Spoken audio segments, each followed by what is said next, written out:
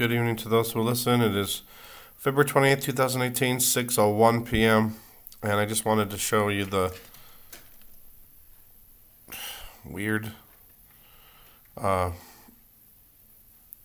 glow that's over in the southwest, away from where the sun set. Sun set way over here in the trees. If you remember, I have to go way over here now to see it. I don't know why it's so bright. I have to lower the brightness, I guess. Just a little. But it looks like there's a sun setting over here. Don't mind that over there. That we know that's my kitchen light. It's not a UFO or sun or something. Although it kind of looks like it could be. But I'll just turn it off really fast. I don't want people to ever say that I was trying to trick people. It even tricked me when the first few times I seen it. I thought, what in the world is that? And the shape of it looked like a UFO, which is really crazy. But I don't know if there's anything that happened in my other videos. I didn't see anything really drastic. I took some still shots from them, but I'm just going to erase them and not put them up. But I'll put up a video of the still shots I took, at least. It'll be really short because there's not much. But I don't know what it is. I just got this overwhelming feeling that something is wrong. I don't know if it's something wrong with the skies, something wrong with the sun, the clouds, something wrong with the world. I don't know. But I just got this overwhelming feeling. I've been sick, and I went to the doctor, and I got some antibiotics finally. I have a viral infection and a sinus infection, so I knew it had to be kind of severe. But I was just trying to get rid of it on my own without, having to take antibiotics. But finally, I broke down and went, and I got to get better. So, but I don't know what it was. I took a nap, and I woke up, and immediately I had this feeling, overwhelming feeling, that I had to go out and film. But when I went out and filmed, I didn't really see anything. I have this feeling, like this feeling in my chest, like something is wrong. I don't know. But who knows? I'm going to continue with Revelation. Tonight we're, get darker, go back to default. I'm going to start with Revelation 3 tonight. And there's still a lot of stuff. I've been reading it kind of ahead of time a little. And there's a lot I don't know, and there's a lot that, that's coming up in the later chapters that I have ideas about and theories that I'd like to throw out there, and I would love to have more discussion and theories from other people of what they think, because there's videos I've been watching where, sometimes when you watch videos you say, oh, I could see that happening. I could picture that happening. And there was this one that Sean Faust put out a couple days ago, and a theory about Revelation 6, and I just want to I really want to share it. I want to go through it with Revelation, but it's going to be a few days to a week before we get to that part. Maybe I should just share it. Revelation 6, when the sixth seal is opened. Hold on, I'm going to get the Bible and read it from it. And just to let you know, too, I put the light back on, so that's not a UFO. I did it so I could have a little more light to read out of the Bible, so don't mind that. Excuse me. But Revelation 6, when the sixth seal is opened, I just had some thoughts about this. Now, nothing that I'm saying is not set in stone. It's not a fact or nothing, but just what I think could be. And what I got it from... I don't even remember who it was. It was a show, and they had this guy on, and he was talking about a crustal pole shift happening, where the actual land moves, not a geomagnetic pole shift, which everyone's been in the news has been talking about, but a crustal shift where actual continents, the whole lands are going to move. And this is what I think supports it. Revelation 6:12 starts with the sixth seal. And I beheld when he opened the sixth seal, and lo, there was a great earthquake, and the sun became black as sackcloth of hair, and the moon became blood.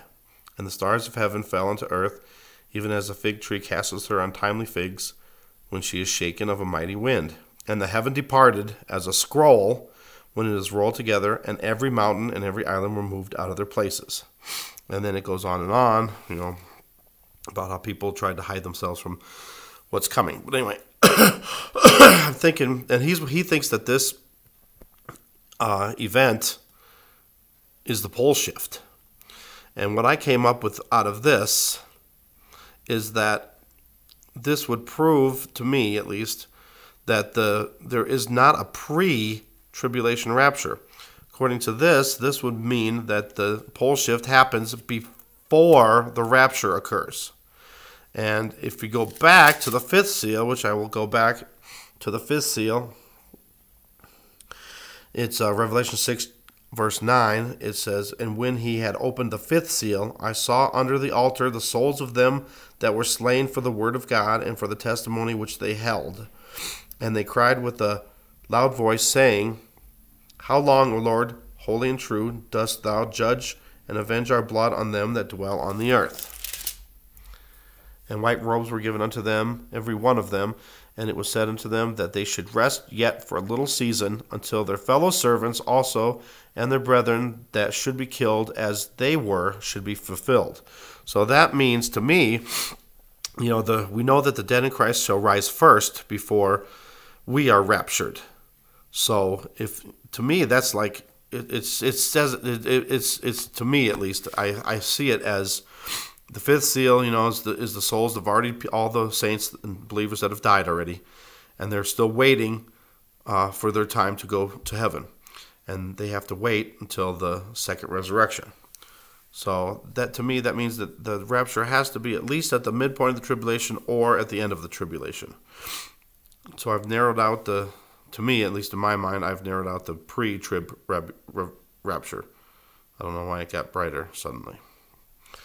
But I just wanted to throw that out there. It's been eating at me for a couple days. I wanted to share it with people, and let before I get to chapter 6, because it's going to be a while. I'm only on chapter 3, so I didn't want to wait.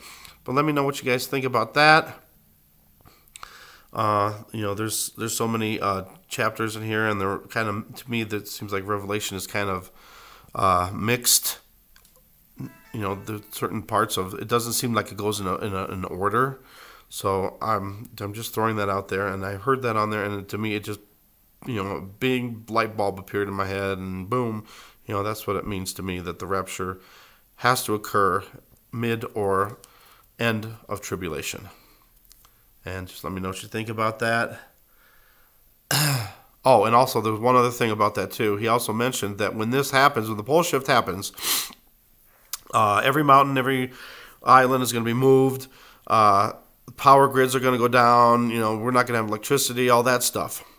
And then he also says that when this happens, our Earth will be out of orbit. It'll be, like tugged along from the magnetic field of Planet X, and we will be out of orbit, which would make our days different.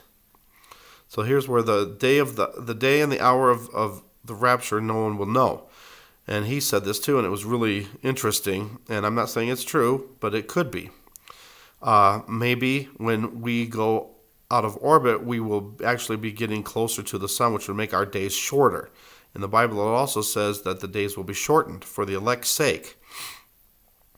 And he mentioned in there, when all this happens, you won't know the day or the hour, literally, because you won't know. And if the time is always constantly changing, say, the days are shortened. Say we have 18-hour days, then we have 16-hour days, and then, it keeps getting shorter. There's no way we could ever know the day or the hour. So maybe that's what that's meaning. So after the pole shift, we could maybe calculate the days and everything if everything stayed constant. But if everything changes, then maybe things will change. So that our days will be shortened. So if when it says that there's 3.5 years, maybe those 3.5 years are only 3 years or only 2.5 years, depending on the time that has changed.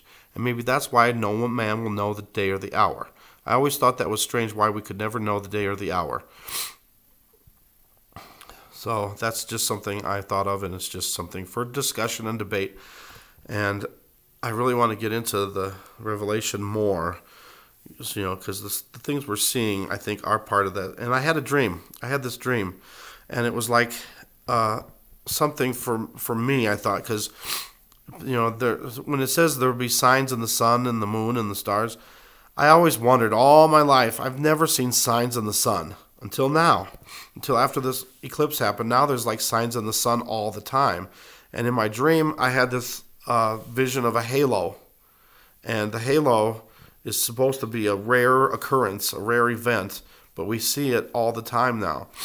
So I think that's, I don't think people are paying attention to the signs in the sun. And that's a very specific prophecy that God has said that we will see.